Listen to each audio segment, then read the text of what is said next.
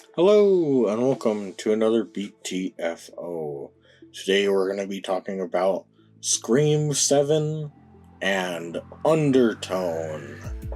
And so we'll start with Scream 7. Uh, Basically, I'm covering this because I covered the last two. And this one, I'll admit, I was curious what they would end up doing with the fact that, like, the Carpenters have left. That I forget her name, Melissa Barrera, I think is how you say it, but she left because she said some things pretty close to October 7th. Surprise, surprise, when you're working for two Jewish directors, you probably shouldn't immediately be like, yeah, I think that you guys are in the wrong on this one. But, like, I don't know. On the one hand, like, yeah, it's dumb that they fired her, but it was also dumb that she was saying that shit. But I don't know. Putting that all to one side, it's just kind of interesting because, like, they were definitely setting up that, like, oh yeah, she's gonna be the next killer. Which, could have actually been, like, an interesting and innovative thing to do with the Scream franchise. Because that's the thing that I think is, like, severely lacking in this one. I mean, it has been in the other two. Like, don't get me wrong, the last two I have not liked either. They've been pretentious and up their own ass way too much. But this one, again, tries to be like, oh, like, we're being super innovative, aren't we? Like, like, look at our meta commentary. And it's like, no, you're the same film again. Like, please stop.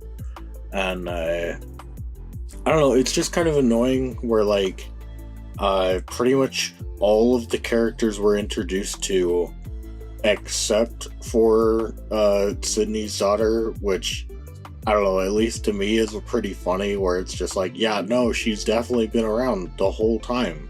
For sure, guys. Like, yep, Sydney definitely has a near adult daughter at this point.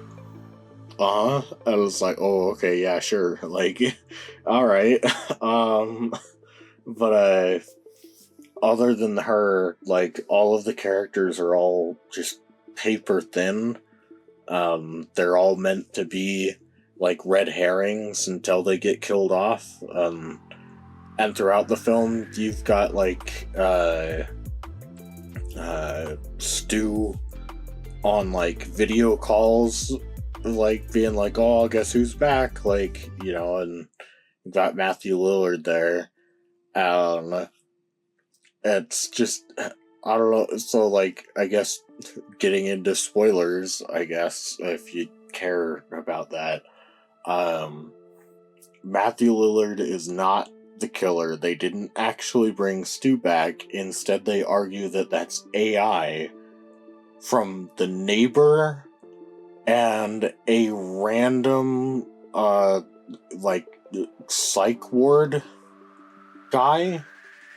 Like, it's not even made very clear how she met the psych ward guy. But I don't know. Him, I just find really funny. Like, especially their reveal right at the end of the movie, where they're like, okay, like, now we're gonna take off our masks, and like, oh, look, we're Ghostface. That's his second scene of the movie. Like, he's literally only got the one other scene.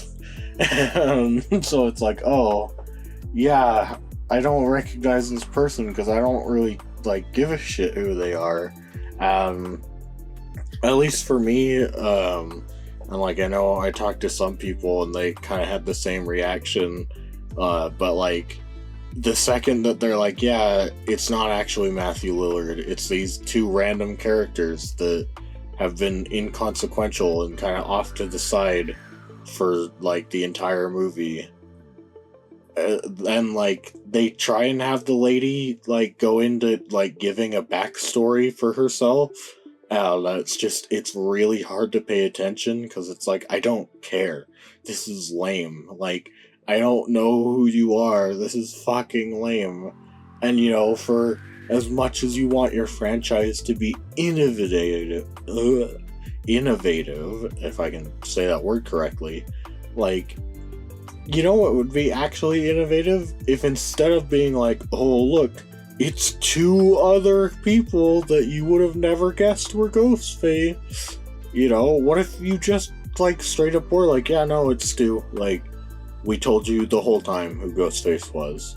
You just didn't want to believe it. Like, you want to, like, play on the fact that your audience is believing that, like, oh, man, like, there's going to be a big twist. Like, and then you can be like, no, actually, like, that is a twist. There isn't. We told you from the beginning. You just kept looking everywhere else. You didn't want to, like, accept what we were telling you. Like, it's like, that could be cool. You could do that in a way that's, like, actually good. And especially because, like, I don't know, the film, like, they try to argue that, like, the Matthew Lillard on the videos, that he's, like, an AI recreation of Stu.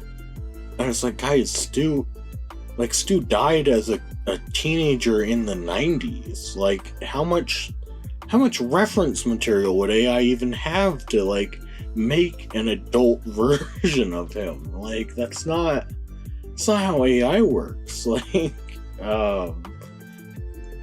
but yeah, it's not good. It's like, it's really bad.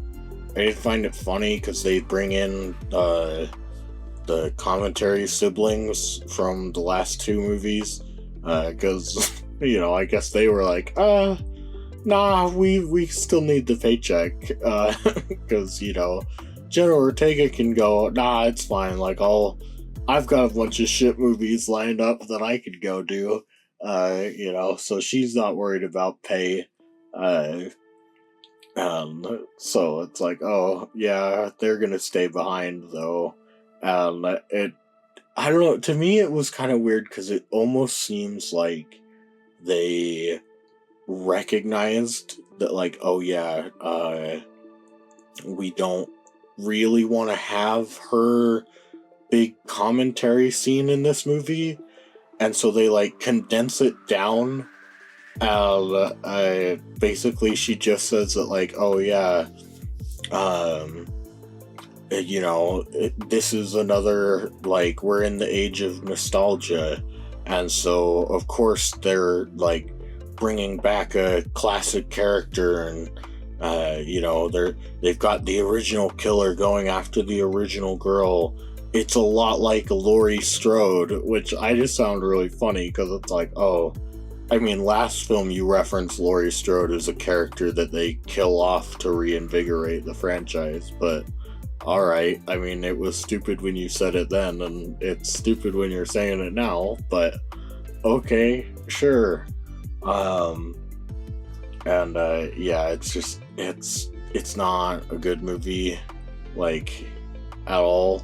Like, it's fine. I found it less offensive than the other two Scream movies, or I guess the last two, I should say. But it's one of those things where it's like, yeah, it'll make money, but should it though? Like, is this really the best we can get out of this franchise?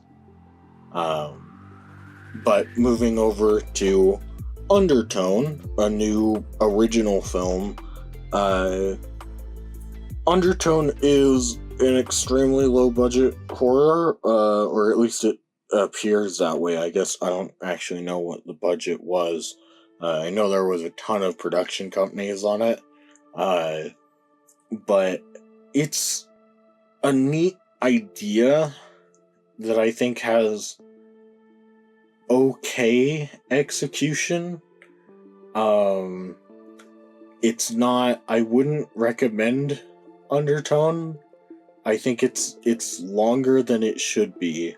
There's definitely a lot of fluff that you can cut from it, and it's definitely one of those ones where there's a lot of neat ideas. I just wish that they were redrafted so that they could be like fully integrated into the movie.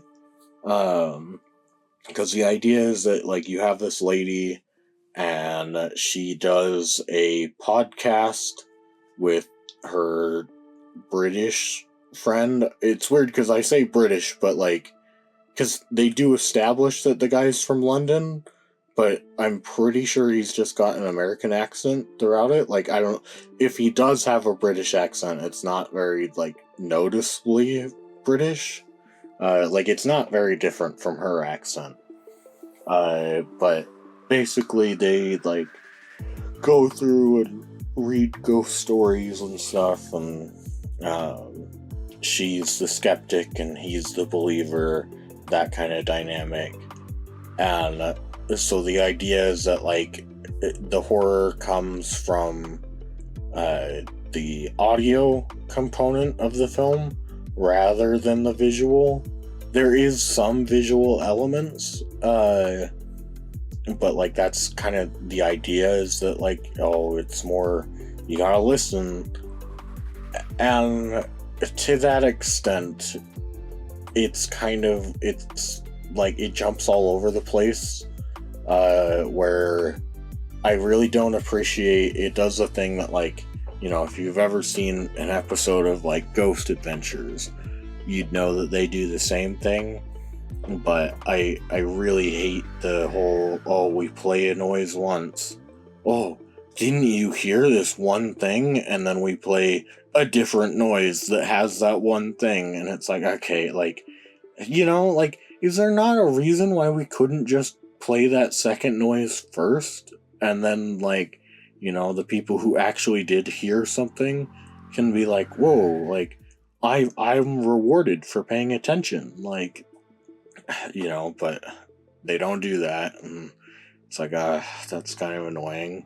And then they,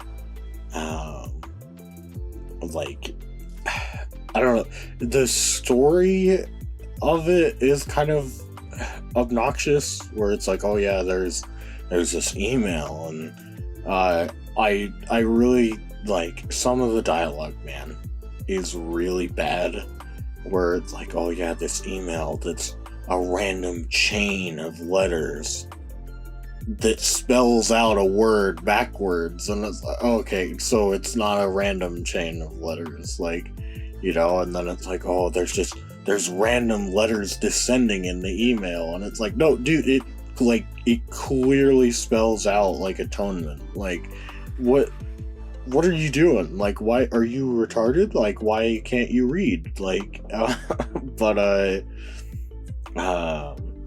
like, the story that they're covering is just basically like, this guy records his girlfriend sleeping because she's making noises while she sleeps, and then they, like, realize that it's this demon that comes after unborn children, and so then it comes for you when you get to the 10th recording. Woo! It's like, okay, like, I get it.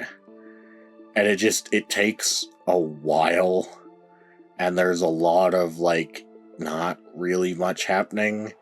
One thing that I would say was quite annoying is that there are several, probably 3, I want to say, like, fade to blacks, where, like, they hold on the black for, like, at least 5 seconds, so you're in the theater just not looking at anything, and it's like, okay, like, I don't know, man, this is kind of annoying, especially because, like, I get the idea, right? I get the idea that it's like, oh yeah, it's supposed to be the spooky noises, like, however, it's like, if you want to use that, wouldn't it be better to just, every time they play a recording, like, when the recording plays, the screen goes black, and so you're just imagining, like, what the recording is? Wouldn't that be a better way to do it than just sort of, like, because I'm pretty sure they do it for the most part for a day-night cycle, that, like, they use it to be like, oh yeah, the night's over, wait 5 seconds, then the visuals come back, it's daytime. And I was like, oh, I don't know that I would use that for a day-night cycle. Like, there's a better way that you can use the fade to black rather than how you did it. And like, and I will say that the end, as much as I'm not a big fan of the ending, because the ending just kind of goes berserk and throws everything at the wall. It was like, ooh, look, it's a scary demon. Like, oh, the chairs are on the ceiling. Like, oh, the camera's spinning around. Oh, there's a bunch of crayon drawings all over the wall. It's gonna take 6 hours to clean that off. Oh, like, you know, it's like, okay, like, you know, like that I'm not a big fan of, especially because they try to establish some themes of like the main character, she is pregnant, but her husband is kind of an absentee husband, like he's not really around, and she's trying to take care of her dying mother, and so she kind of has this like complex of like, oh, if I can't really take care of my dying mother, then should I be taking care of a new life? You know, would it be better to just like kill one or both of them? And it's like, that's an idea. I wish you did more with it, rather than just sort of throwing that out there and being like, yeah, what do you think, audience? It's like, no, make your film about that. Don't just throw it in as like, well, wouldn't that be an interesting idea? It's like, yeah, it would be. Please tell a story about it. Like, but they do, like, for the very last, like, demon encounter, I guess, put that in quotes, they cut to black and they let you just sort of hear the audio of, like, the encounter or the aftermath. And it's like, I like that. I can appreciate that as a choice. The idea of, like, nope, like, what you as the audience imagine is going to be scarier than anything we could film. I like that. I like the idea of, you know, using the lack of visuals in a visual medium. Like, I think that's really neat. I think there's a lot of neat camera work in this film. Like, there are a lot of cool unbroken shots that are like relatively smooth. There are some that are not so smooth that I wonder, I don't know, it feels like they artificially like slowed it down or something, because it feels like it kind of hangs on each frame a bit, and it's like, oh, okay, you should probably just reshoot that then and go a little bit slower. But like, and there's one that I actually like where during one of the recordings, like in the recording they use the sink and then they go to the stairs, and like the camera is panning around the house, and when they're using the sink, it locks up on the sink, it syncs up, if you will, and then, like, you know, when they get to the stairs, it moves over to the stairs, and it's like, oh, that's neat. I wish there was more of that, because I'll be honest, it's not that I don't think she did a bad job. Like, I think she did a fine job as an actress, but I don't get a whole lot from a lot of her expressions when we just hold on them. It's just sort of her being like, oh, that's kind of scary. Ooh. And it's like, okay. And I will say that, like, the podcast angle, I don't know that they get much out of that. Like, they get to have their phone calls at the end, but that's because they can't really decide whether this is a live recording or if they record segments and then cut it up into like a podcast episode and post that. They kind of do both. It's like, oh, okay. Like, I don't know, that seems weird. Like, yeah, you can do both technically, but it feels like if you're gonna do that, you have to establish what's going on rather than just have them say like, okay, this segment will go up on Friday, then we'll record the live show on Monday. And it's like, the live show, like what, like, okay. And then there's also some weird things where it's like, I don't know why you needed to even specify that, because I get that the recordings are supposed to be like, the guy recording his girlfriend's sleep, so obviously that would be like over time. But they have the other podcast guy say like, oh yeah, like, I'm gonna skip 4 hours into this recording, and it's like, 4 hours? Like, nah, I'm calling bullshit. You can't send well, and it's not even a 4-hour file, because then he like skips another 2 hours, so it's like over 6-hour file through email. It's like, no, like, you'd have to link like a Google Drive at that point. Like, I don't believe for a second that you're actually sending a 6-hour audio file through an email. Like, yeah, you can compress it down, but they're clearly not using a compressed version. And so I don't know. It struck me as odd that it's like, why even, like, you didn't have to include that detail. You could have just had like another recording, because yeah, there are 10 recordings, but up until like 6 or 7, they're like, there really isn't a huge distinction between like, oh, this is recording 1 and this is recording 2. Like, you know, it's sort of like those first like 5 kind of all blend together. Like, I guess recording 1 is like specific and needs to be on its own thing, but it's like, you could have easily just said, oh yeah, recordings 2 and 3 are from the same night as 1. But I don't know, it's just, it's a neat idea. It's not very well executed.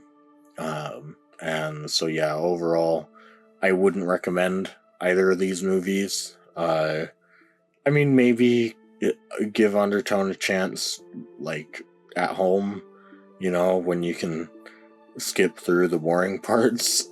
Because I'll be honest, especially, like, it picks up in the latter half of the film where it becomes clear, like, what their general idea is that they're going for. But the first half of the film, I would say, drags like a motherfucker. Yeah, but so that's my brief thoughts on these films. So thank you for watching, and bye bye.